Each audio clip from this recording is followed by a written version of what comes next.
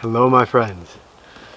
Our friend who owns the land where we used to run the Forest Monk program has allowed us to come back up here for the duration of the virus. So now we are back in the Northlands, and as you can see, back to winter. It is very glorious. This is something we dearly missed when we were in Hawaii, and oh my gosh, snow rocks. It's going to be a while though until the greens come out here. We're down south a little bit in Wisconsin, and just that little bit of latitude change really makes a difference.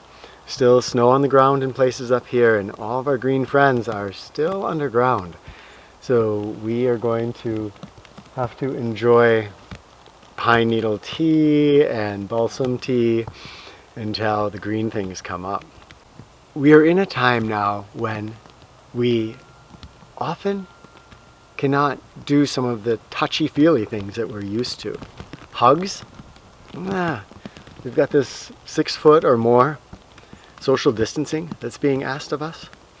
And what that means for a lot of people, I have a friend who lived in New York City, and she had just moved out to Colorado, but didn't really know anybody there. And she has been basically without human touch for a couple months now.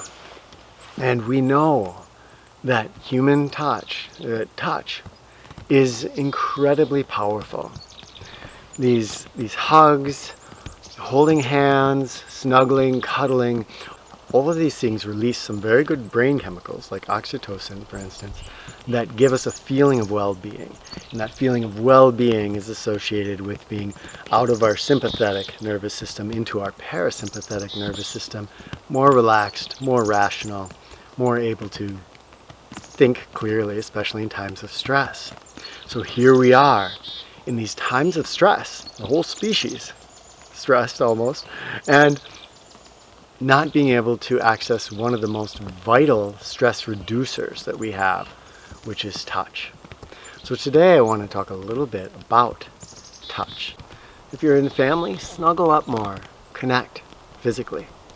You're with these people anyway, and you're already interacting. So if you're not social distancing with these people, then go ahead, hold hands, hug, be close to each other.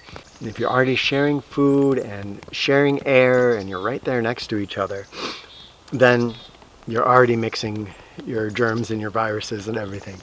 So taking advantage of touch is a way to actually enhance our immune response, to make it more healthy and more vibrant. When we're in our parasympathetic nervous system, then we have a more robust immune response. Being calm, being meditative, feeling connected. That's the easy way to do it. If you're with somebody, and you can just invoke a little bit more touch, a little bit more connection, hold hands, and keep up with all your hand washing practices and keep clean. But for a lot of us, you don't have any other humans that you can physically come into contact with. So what then? First of all, you might have animals. So if you have a cat, if you have a dog, connecting with those animals is awesome. Probably nearly as good or maybe better in some cases than snuggling up with another human being. So bring that cat, that dog onto your lap, really give them a lot more attention. They're going to appreciate it and give you attention back. Get that snuggle time with the animal. Now, there's some of us who have no humans and no animals to connect with. What then? Well, here's where I might sound woo-woo, and I'm going to go and discuss a couple of things that you can do. The first is, was it Olaf? I love warm hugs. Is to give yourself a warm hug. So if you wake up in the morning, the first thing you can do is you can just take your hands and you can wrap them around yourself. Put a smile on your face. A smile is gonna create some good chemical releases in your brain. And feel that warmth, and you can imagine that somebody else has their arms around you. If you can do that effectively, and it doesn't get you into the sadness of, oh my gosh, there isn't somebody there.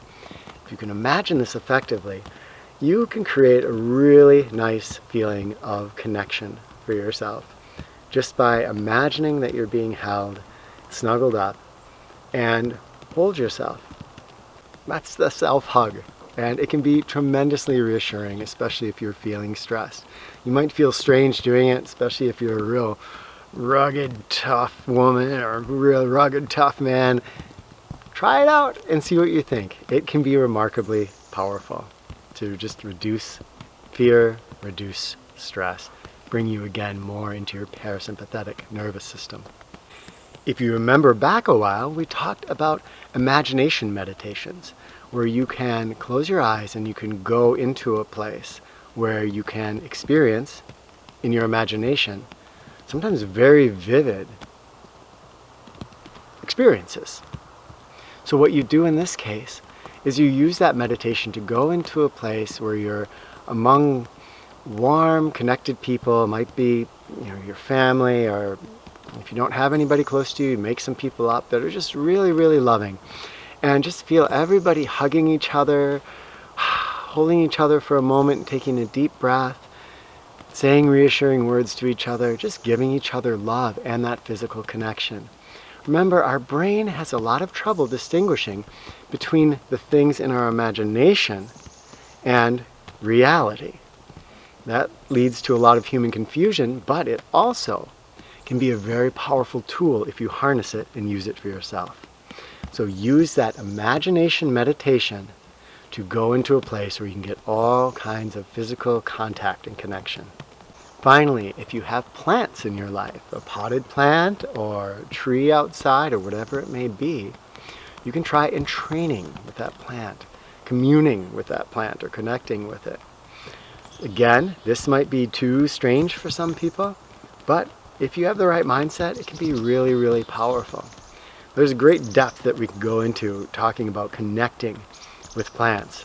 But superficially, if you just touch a plant and sit there with it and look at it and recognize it as a fellow living being, and just to sit there in front of it and stare at it, or to touch some leaves or the stem, if you can sit up with your back against a tree, even imagine roots going down and just feeling yourself in connection with that tree.